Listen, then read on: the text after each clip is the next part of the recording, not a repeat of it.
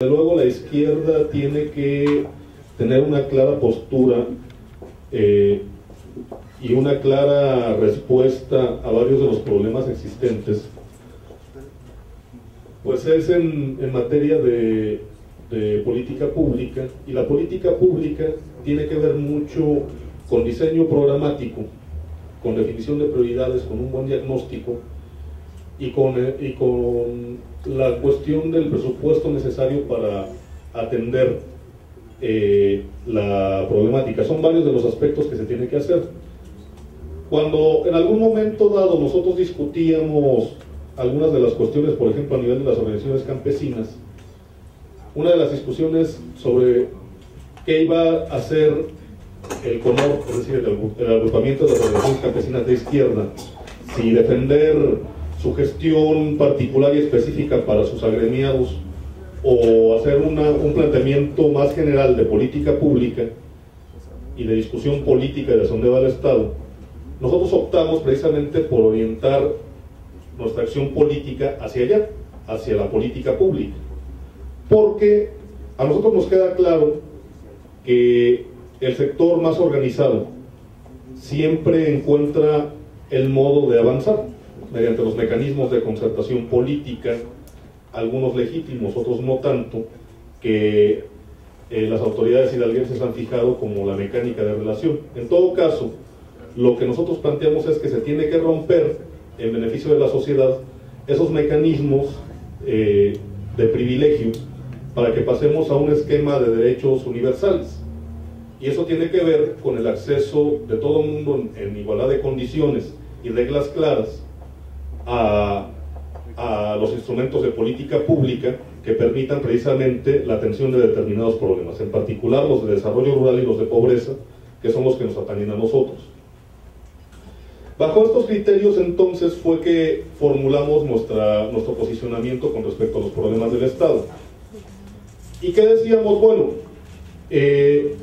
la realidad del Estado en aquel momento, de acuerdo a las estadísticas disponibles, que es lo que todo el mundo daba como base, lo que el INEGI y los censos han generado, decían que el 51% de los hidalguenses vivían en el campo. Si ahora analizamos el dato del último censo, el último censo nos arroja que el 47.8% de los hidalguenses vive en comunidades menores de 2.500 habitantes. Bueno, esto es engañoso. Si damos por hecho que solamente las comunidades de 2.500 habitantes o menos son rurales, podríamos preguntarnos si localidades como Tlahuiltepa, Agua Blanca, Omitlán o el propio Mineral del Chico son rurales o urbanas. Pues nos encontramos con que están en el segmento de 5.000 a 14.000, de 2.500 a 14.999 habitantes estas localidades. ¿Qué quiere decir? Que Hidalgo sigue siendo eminentemente rural en un amplio porcentaje. Más de la mitad de los hidalguenses sigue viviendo en el campo.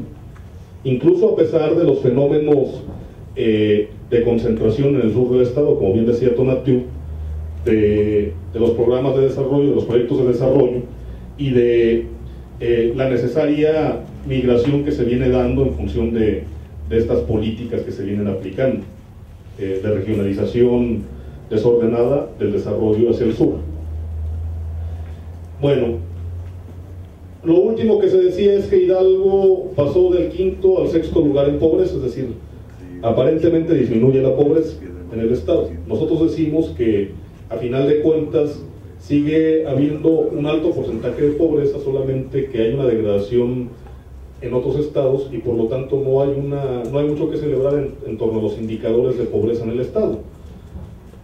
Nosotros decíamos también, bueno, si la responsabilidad central es de las instituciones de regir el desarrollo y de resolver y atender los problemas que se vienen presentando, hagamos un examen de los problemas del Estado. Nosotros nos encontramos con la sorpresa de que, contrario a lo que algunos quisiéramos pensar, se trata de ignorancia del grupo gobernante sobre la realidad del Estado. Pero si revisamos lo que existe en materia de diagnósticos en los planes sectoriales y en el Plan Estatal de Desarrollo, nos encontramos con que no existe tal ignorancia. Se tiene perfectamente identificada la problemática, ¿no?, del Estado. Es decir, el problema de la diferenciación regional, los porcentajes que han arrojado las estadísticas, e incluso se marcan en algunos casos posibles líneas generales de atención a los problemas de desarrollo y de pobreza. El problema viene cuando hay que aterrizarlo en instrumentos concretos, en el diseño de política pública y de herramientas programáticas. ¿Qué ocurre en estos casos? Bueno, prácticamente en el Estado existen una cantidad extremadamente limitada de programas de atención a la pobreza, de atención de combate a la pobreza. Podríamos decir que los programas que se han sostenido en ese tenor es el programa alimentario, el de las despensas estas que entregan a través del sistema DIF, el programa de útiles escolares y el de uniformes.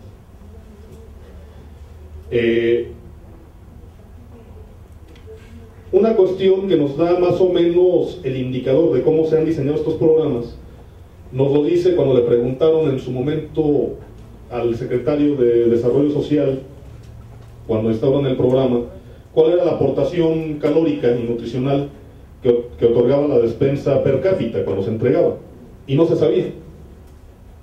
O sea, nunca hicieron una medición del impacto de un programa alimentario, que por eso es alimentario, porque se supone que tiene que ayudar a la dieta y a la nutrición de la población, en qué porcentaje estaba atacando y estaba resolviendo este problema. Que indica, bueno, que otra vez el programa de despensas es un programa que no tiene diseño de política pública. O sea, no hay tal análisis, tiene otra orientación. No está orientado ni siquiera de manera real a resolver el problema de la alimentación cotidiana de la gente, y en todo caso sigue siendo asistencial, no está resolviendo el problema de por qué la gente no tiene para comer y tiene bajos ingresos. Que este tipo de cosas, por ejemplo, en un diseño adecuado debería ser temporal y debería estar acompañado de otros instrumentos que fomentaran inversión productiva, desarrollo, educación, etcétera, que es lo que se recomienda en oro.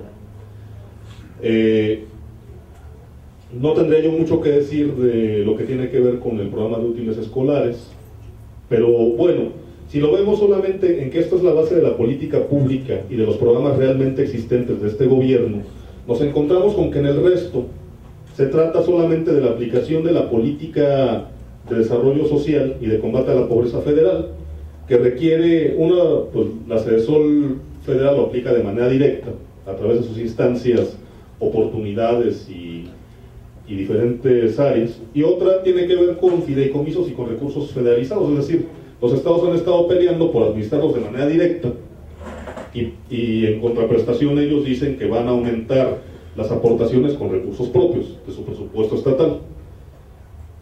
Luego nos encontramos a los mismos diputados que aprueban esas reglas del juego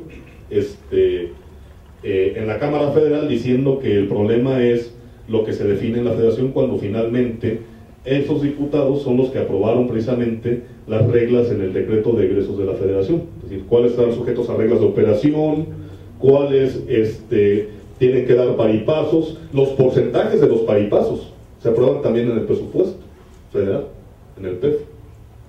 En todo caso, pues es una actitud que a nosotros nos parece un tanto demagógica. Entonces, a final de cuentas, no existen programas en general que atiendan, por ejemplo, el segmento vivienda, que es uno de los indicadores importantes en materia de medición de pobreza, que estuvo aplicando el Consejo Nacional de Población, por ejemplo. No existe programa de desarrollo rural más allá de los recursos que están en la SAGARPA. No existe programa de inversión productiva.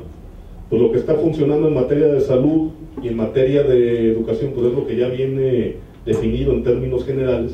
Pero entonces nos encontramos, a final de cuentas, en estas circunstancias, en un estado que requiere herramientas muy concretas.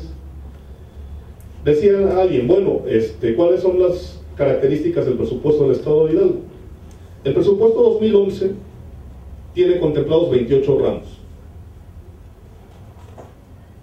donde se enumeran rubros donde se va a gastar.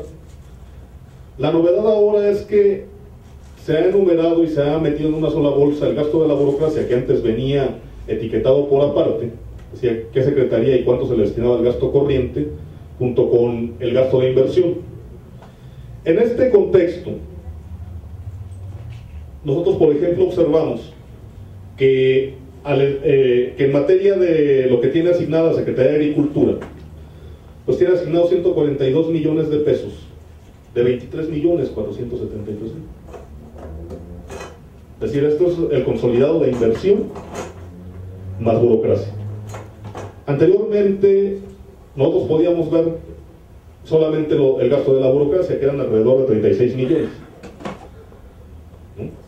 En el presupuesto 2010, por ejemplo, eso era el gasto de la burocracia.